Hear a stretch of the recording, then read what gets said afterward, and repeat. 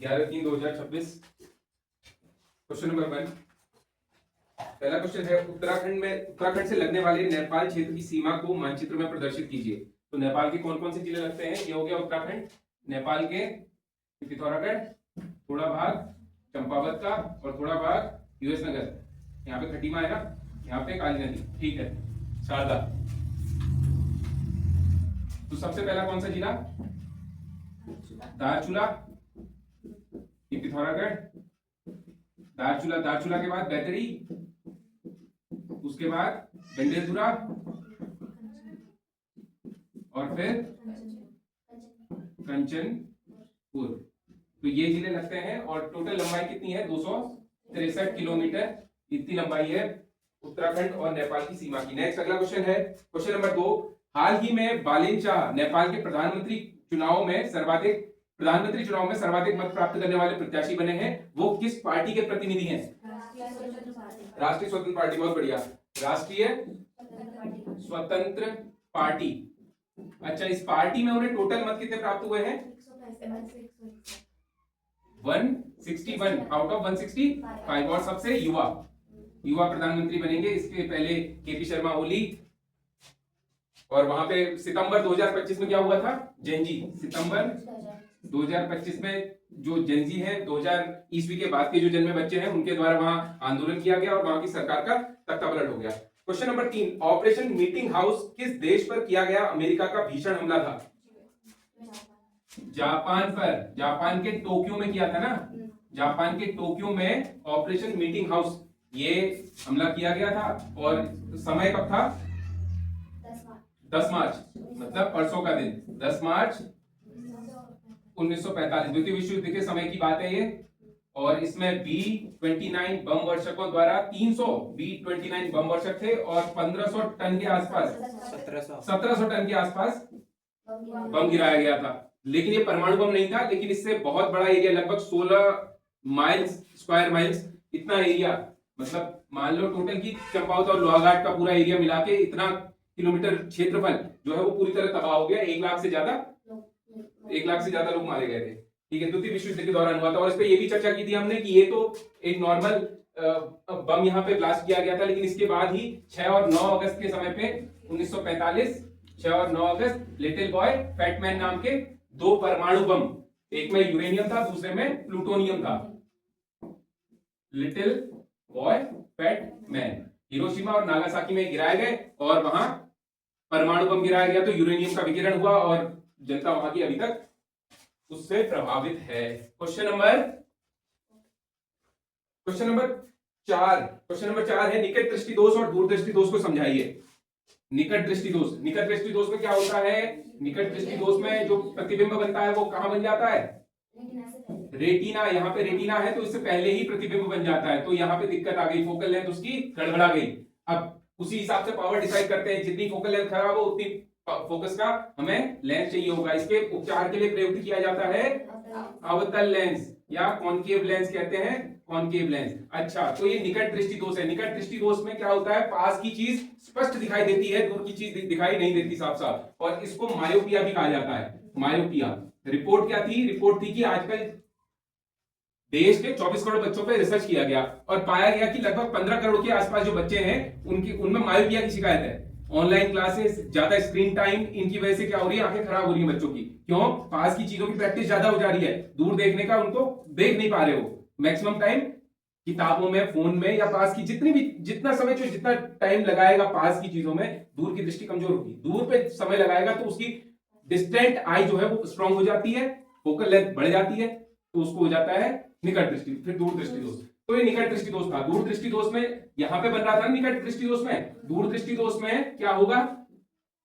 दूर दृष्टि दोष में क्या होगा? जो फोकल लेंथ है वो फोकल लेंथ इसके रेटिना के पार बनेगा प्रतिबिंब, जबकि बनना था रेटिना पर। इसको ठीक करने के लिए क्या करेंगे? ताकि प्रतिबिंब यहां पर बने, हम लगाएंगे कॉन्वेक्स लेंस या फिर उत्तल लेंस। अवतल लेंस कॉनकेव होता है, वो हम निकट दृष्टि दोष में लगाते हैं, दूर दृष्टि दोष में लगाते हैं उत्तल लेंस।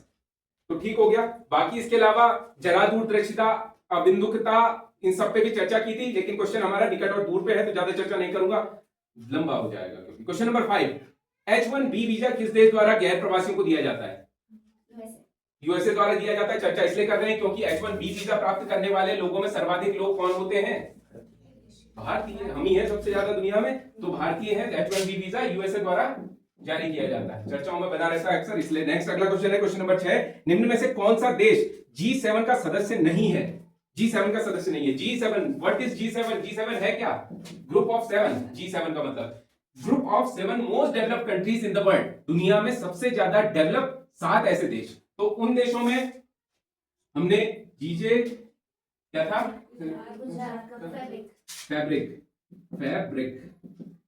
तो इसमें से रशिया जो है वो 1999 से लेके 2014 तक रहा, फिर उसके बाद उसने वही किया जो आज के टाइम में कर रहा है। जैसे आज के टाइम पे यूक्रेन पे हमला किया हुआ है, तो 2014 में यूक्रेन का एक हिस्सा था क्रीमिया, उसको कब्जा लिया। कल आपने देखा था ना कि वहां पर एक सी भी था, समुद्र, कौन सा था? अजोब सी देखा था आपने, ठीक है। तो 1999 से 2014 तक रहा, और 14 में इसे हटा दिया गया इस संगठन से। मोस्ट डेवलप्ड नेशंस, जो विकसित देशों का समूह है ये, दुनिया के सबसे ज्यादा, जिनके पास 58% धन है दुनिया का, और 46% जिनकी दुनिया की जीडीपी का हिस्सा इनके पास है। तो ऐसे देश हैं G7 देश। क्या हुआ था 1973 में? ऑयल क्राइसिस आया था, जैसे आज के टाइम पे ऑयल क्राइसिस आ गया है अभी, तो इन्होंने मीटिंग बुलाई है, इसलिए चर्चा कर रहे हैं आज। तो 1973 के टाइम पे जब ऑयल क्राइसिस आया तो इनकी मीटिंग हुई, और इससे डिसाइड हुआ कि 1975 में G6 का गठन हुआ। G6 ही था ये पहले, बाद में इसमें 1977 में 1977 में कनाडा जुड़ गया। ये अंतिम सदस्य था जो इसमें जुड़ा। हालांकि इसके बाद इसमें कितने मेंबर है? 1 2 3 4 5 6 7 है ना। हालांकि इसमें रशिया जुड़ा, लेकिन 99 में जुड़ा, लेकिन वो हट गया है, इसलिए हम नहीं कह रहे से ये लास्ट मेंबर है। लास्ट मेंबर कनाडा, जो इसका अभी भी मेंबर है। तो Germany, Japan, France, USA, America, Britain, Italy, Canada, ठीक है, ये इसके सदस्य हैं। सदस्यों को ध्यान रखना है, मोस्ट डेवलप्ड कंट्रीज हैं। नेक्स्ट अगला क्वेश्चन।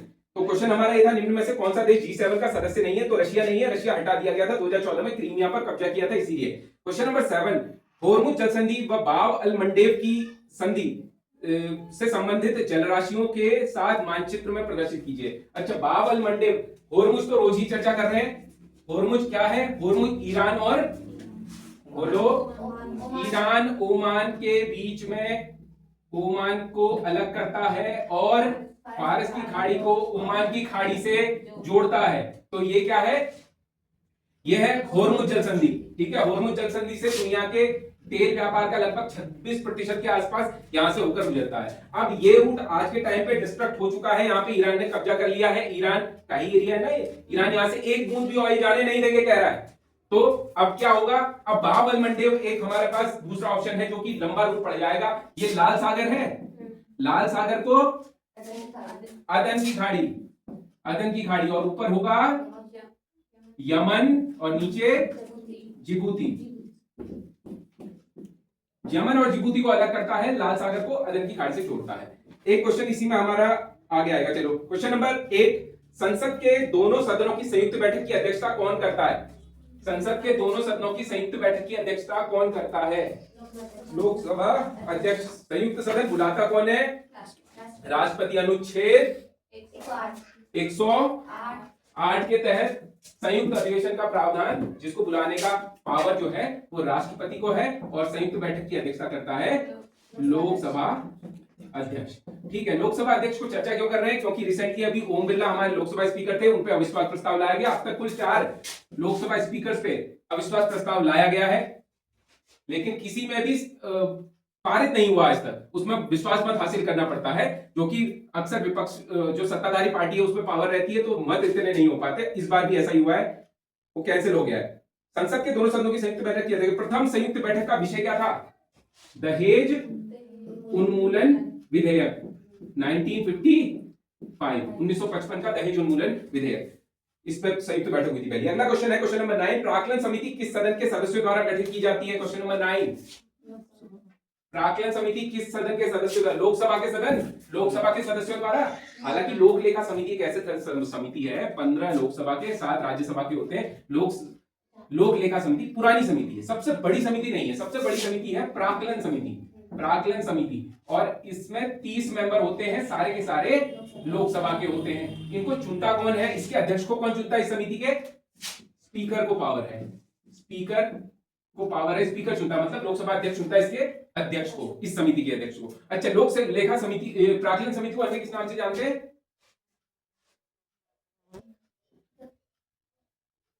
प्राक्कलन समिति को अन्य किस नाम से जाना जाता है?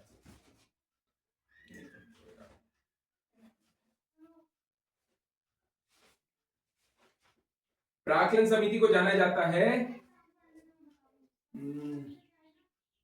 स्थायी समिति तो है ये, स्थायी मितव्ययिता समिति, स्थायी मितव्ययिता समिति, मितव्ययिता काम ही यही है इसका, मितव्ययिता समिति, काम ही यही है इसका, मितव्ययिता वाला काम है। मतलब ये देखना कि बजट में जो भी प्रावधान प्रस्ताव लाए गए हैं, प्राक्कलन लाए गए हैं, प्राक्कलन क्या होता है? प्रस्ताव। कभी भी कोई बजट की चीजें होती है उसमें प्राक्कलन होता है ना, उसी को प्राक्कलन कहते हैं। तो वो उसमें कहीं ज्यादा खर्चा तो नहीं करते रही गवर्नमेंट, या किसी मद में कुछ फालतू एक्स्ट्रा खर्चा तो नहीं है, यही सब इसीलिए से स्थायी मितव्ययिता समिति कहते हैं। और इसके बारे में और कोई पॉइंट? ये स्थायी समिति होती है, ये स्थायी समिति है, अस्थायी समिति नहीं है। और सबसे पहले, अच्छा, सबसे पहली बार कब लाई गई थी? 1950 में जॉन मथाई पहले रेल मंत्री, परिवहन मंत्री, उनके द्वारा सबसे पहले इंट्रोड्यूस किया गया था प्राक्कलन समिति। और प्राक्कलन समिति, लोक लेखा समिति प्राक्कलन समिति को जुड़वा बहनें भी कहते हैं, एक पॉइंट ये भी ध्यान रखना, जुड़वा बहनें कहलाती हैं। कार्यकाल इसका 1 साल होता है, ठीक है। नेक्स्ट, 1 साल का कार्यकाल, 1 ईयर टेन्योर, 1 साल का कार्यकाल। नेक्स्ट अगला क्वेश्चन है, क्वेश्चन नंबर 10, प्रथम जनजातीय लोकसभा अध्यक्ष? पीए संगमा, पहले जनजातीय लोकसभा अध्यक्ष 1996। नेक्स्ट अगला, प्रथम महिला अध्यक्ष? मीरा कुमार, 2010-9 तक रही थी। मीरा कुमार यूपीए गवर्नमेंट में 2009 तक मीरा कुमार। नेक्स्ट अगला क्वेश्चन नंबर 15वीं लोकसभा में रही थी ना मीरा कुमार। क्वेश्चन नंबर 11, संविधान का कौन सा अनुच्छेद उपबंधित करता है कि मत बराबर होने की दशा में लोकसभा के अध्यक्ष का मत जो है निर्णायक होगा? अनुच्छेद 100, बहुत बढ़िया, अनुच्छेद 100। क्वेश्चन नंबर 12, प्रथम लोकसभा अध्यक्ष इनके विरुद्ध संसद में अविश्वास प्रस्ताव लाया गया? जी.वी. मावलंकर, पहले लोकसभा अध्यक्ष भी थे ये, और इनके खिलाफ लाया गया था अविश्वास प्रस्ताव सबसे पहली बार। पहले लोकसभा अध्यक्ष भी यही हैं, जीवी गणेश वासुदेव मावलंकर। नेक्स्ट अगला क्वेश्चन है, क्वेश्चन नंबर 13, लोकसभा के स्पीकर का निर्वाचन कौन करता है? लोकसभा के अन्य सदस्य जो होते हैं वो करते हैं। अपना त्यागपत्र किसे सौंपता है? उपाध्यक्ष, लोकसभा उपाध्यक्ष। अगला क्वेश्चन है, क्वेश्चन नंबर 14, मरकैबो झील किस देश में है जो एक पेट्रोलियम उत्पादक क्षेत्र है? मरकैबो झील वेनेजुएला। एक नदी थी ओरिनिको ना, ओरिनिको नदी बेसिन और मरकैबो झील, ये है नदी और ये है झील। ये दोनों क्षेत्र वेनेजुएला, अभी रिसेंटली यूएसए ने यहाँ के राष्ट्रपति को ड्रग तस्कर कहा है और किडनैप कर लिया, ठीक, हमला करके। तो किस चीज के लिए? ऑयल के लिए, ऑयल रिजर्व है यहाँ, और ओरिनिको नदी और मरकैबो झील पेट्रोलियम क्षेत्र है। इसके अलावा बुरहान की पहाड़ी है, वो कहाँ है? कुवैत में, वो भी पेट्रोलियम क्षेत्र है। इसके अलावा धावर, अब के कातिब, ये सऊदी अरब में है। नेक्स्ट अगला question number 15, Tomahawk cruise missile का संबंध किससे है?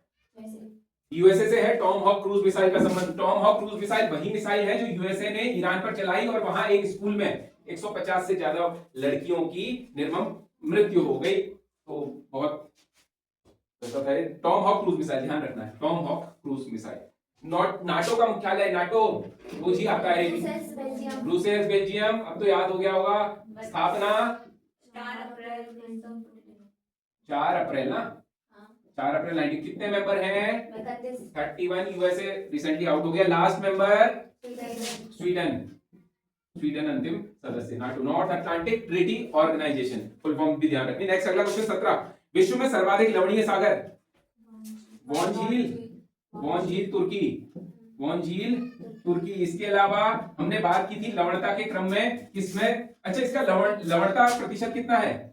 330% हो, ठीक, इसके बाद अगर इससे कम कहेंगे तो मृत सागर, डेड सी, मृत सागर, फिर लाल सागर, फिर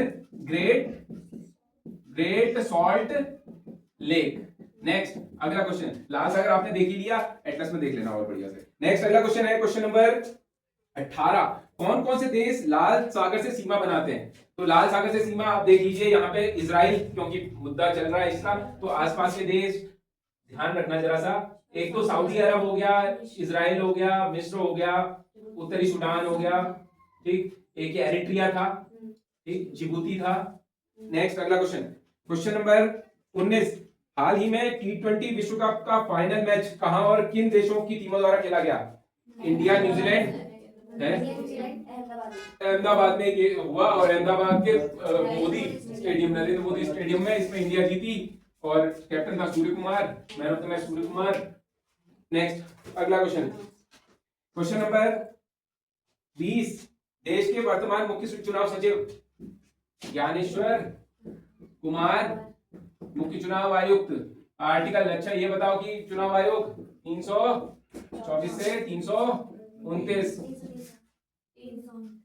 और इसके अलावा नेक्स्ट 61वां संविधान संशोधन, 61वां संविधान संशोधन, उम्र 21 से 1988, 88 विधेयक आया, 89 में पारित, 21 से 18 उम्र कर दी गई मतदान की, और चुनाव आयुक्तों की संख्या केंद्र में बढ़ाकर 3 कर दी गई, अगले साल फिर से घटाकर 1 कर दी गई, और फिर 93 में फिर से 3 कर दी गई। नेक्स्ट अगला क्वेश्चन है, मुद्रास्फीति से आप क्या समझते हैं?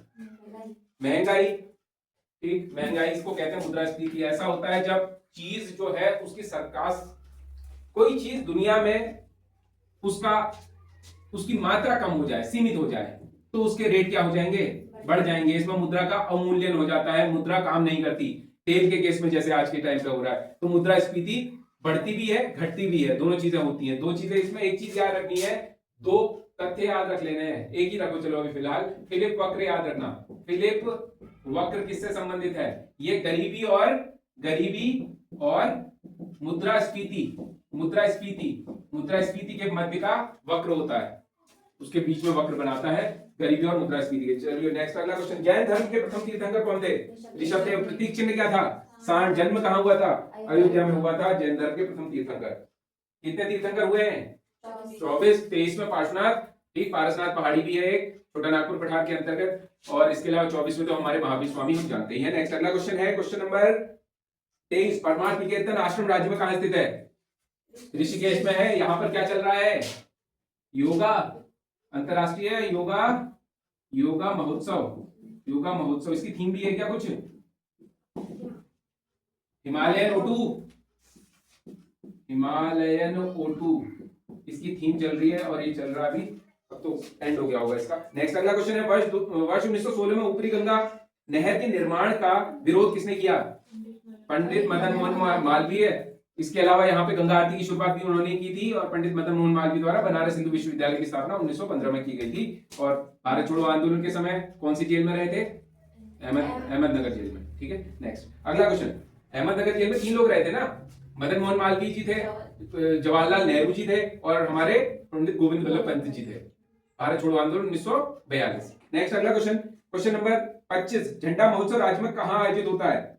देहरादून में होता है झंडा महोत्सव। ध्यान रखने वाली बात क्या है, 1699 में देहरादून नगर को बसाया था गुरु रामराय द्वारा झंडा दरबार की स्थापना की गई। 1699 में वो देहरादून की स्थापना हुई। उसके बाद उनकी पत्नी द्वारा 1707 ईस्वी में, पंजाब कौर नाम था उनका, उनके द्वारा भव्य रूप में मुगल शैली में झंडा दरबार लगाया गया। झंडे का मेला देहरादून में होता है, ध्यान रखना, उनके जन्म दिवस के अवसर पर सेलिब्रेट किया जाता है, अभी हुआ था हाल ही में। नेक्स्ट अगला क्वेश्चन है क्वेश्चन नंबर 26, हाल ही में उत्तराखंड लोक संस्कृति से संबंधित पेंटिंग गैलरी का विमोचन कहां किया गया है?